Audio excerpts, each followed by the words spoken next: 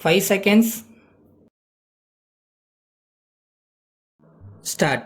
தலைவர் அவர்களே, சமுதாய வளர்ச்சி மற்றும் நகர நிர்வாகம் குறித்த கொள்கை விளக்க குறிப்புகள் மீது பேச எனக்கு வாய்ப்பு கிடைத்ததற்காக நன்றி தெரிவித்துக் கொள்கிறேன். இந்த துறையில் நடைபெறுகிற வேலைகளை பார்த்து நான் மிக்க மகிழ்ச்சியடைகிறேன். வேலைகள் என்ற அளவில் பார்த்தால் இந்த துறை மிகவும் திறமையாக செயல்பட்டு வருகிறது. குறிப்பாக தன்னிறைவு திட்டத்தை பொறுத்தவரையில் நம்முடைய அரசாங்கமானது என்னென்ன செய்ய வேண்டும் என்று நினைத்ததோ அவற்றையெல்லாம் திட்டமிட்டு முறையாக செய்து வருகிறது என்பதை தெரிவித்துக் கொள்கிறேன். அந்தந்த ஊராட்சி ஒன்றியங்களில் நடைபெற்று வரும் வேலைகள் எல்லா தரப்பு மக்களாலும் பாராட்டப்படுகின்றன. ஆகவே நானும் இந்த மன்றத்தில் அரசுக்கு என்னுடைய முழு பாராட்டுகளையும் தெரிவித்துக் கொள்ள ஆசைப்படுகிறேன். இன்றைக்கு கொள்கை விளக்க குறிப்புகள் பற்றி நாம் விவாதம் நடத்தி கொண்டிருக்கிறோம்.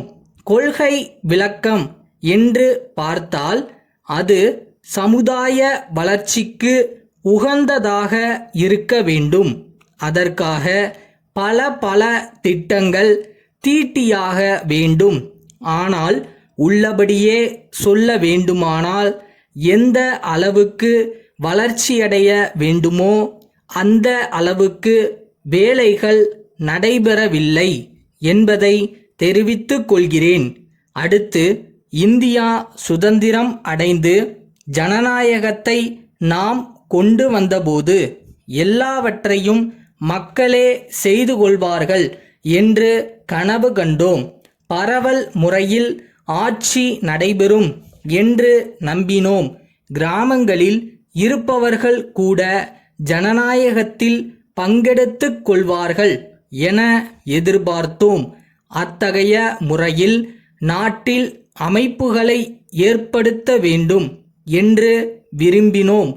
ஆனால் இன்று வரை அதை செயல்படுத்த முடியாத நிலைமை நாட்டில் இருக்கிறது என்பதை தெரிவித்துக் கொள்கிறேன்.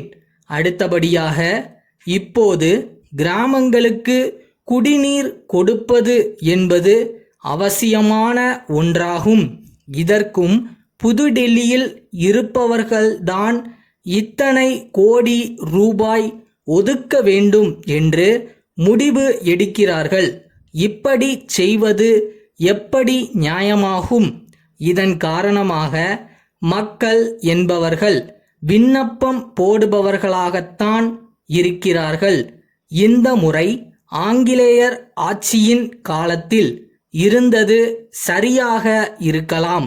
ஆனால் நாடு சுதந்திரம் அடைந்த பின்னரும் நம் நாட்டை நாமே ஆண்டு கொண்டிருக்கும் காலத்திற்கு பொருந்துமா என்பதை சிந்தித்து பார்க்க வேண்டும். மகாத்மா காந்தியடிகள் விரும்பிய கிராம ராஜ்யத்தை படைக்க வேண்டுமானால் அதிகாரங்கள் பரவலாக்கப்பட வேண்டும். நாட்டு பாதுகாப்பு, அயல் நாட்டுறவு, வெளிநாட்டு வர்த்தகம் போன்ற முக்கியமானவற்றை மத்தியில் வைத்துக்கொண்டு பிற அதிகாரங்களை மாநிலங்களுக்கு பிரித்து கொடுத்தால் மத்திய மாநில உறவு செழிக்கும். அதிகாரங்கள் பரவலாக்கப்பட்டால் மத்திய அரசு பலவீனம் அடைந்துவிடும் என்று சொல்லும் வரட்டு வாதம் ஏற்பதற்கு இல்லை. அதிகாரங்களை பரவலாக்கும் போது எல்லோரும் பொறுப்பை உணர்ந்து ஒவ்வொருவரும் ஒற்றுமையுணர்ச்சியோடு பணியாற்றி பொறுப்பை பகிர்ந்து கொள்வதில் முழு கவனம் செலுத்த வேண்டும் என்று கேட்டுக்கொள்கிறேன். சென்னை கோவிந்தப்பன் தெருவில் இருக்கும் ராமநாதன் வணிக நிறுவனத்தின் மேலாளர் தலைச்சேரியில் உள்ள மிளகு வியாபாரம் செய்யும் திருபாளர்கள் முகமது உசைன் கூட்டமைப்புக்கு அனுப்பும் கடிதம். அன்புடையீர். வணக்கம். கடந்த மாதம் தாங்கள் ரயில் மூலம் எங்களுக்கு அனுப்பிய 50 மிளகு மூட்டைகள் மிக தாமதமாக வந்தன. மூட்டைகளை பிரித்து பார்த்ததில் மேற்படி சரக்கு புதியதாகவும் ஈரமானதாகவும் எடை குறைவானதாகவும் இருக்கின்றது என்பதை மிகவும் வருத்தத்துடன் தெரிவித்துக் கொள்ளுகிறோம்.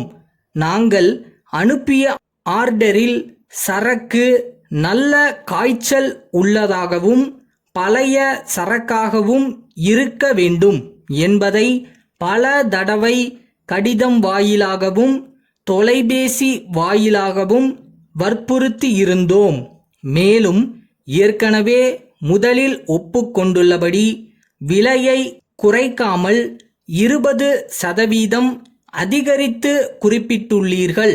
நாங்கள் கேட்டுள்ளபடி தாங்கள் அனுப்பிய சரக்கு இல்லாததால் ரயில்வே ரசீதை பெற்றுக்கொள்வதற்காக வங்கியில் கட்டியிருக்கிற தொகையையும் இது சம்பந்தமாக போக்குவரத்து முதலிய எல்லா செலவுகளையும் தங்கள் கணக்கில் எழுதியிருக்கிறோம். உடனடியாக தகுந்த பதில் எழுத கோருகிறோம். தங்கள் நம்பிக்கையுள்ள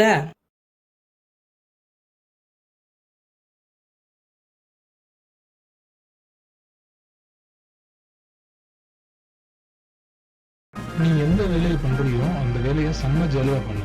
அந்த செம்மையா பண்ற வேலைக்குன்னு தனியா ஒரு பலன் கிடைக்கும்.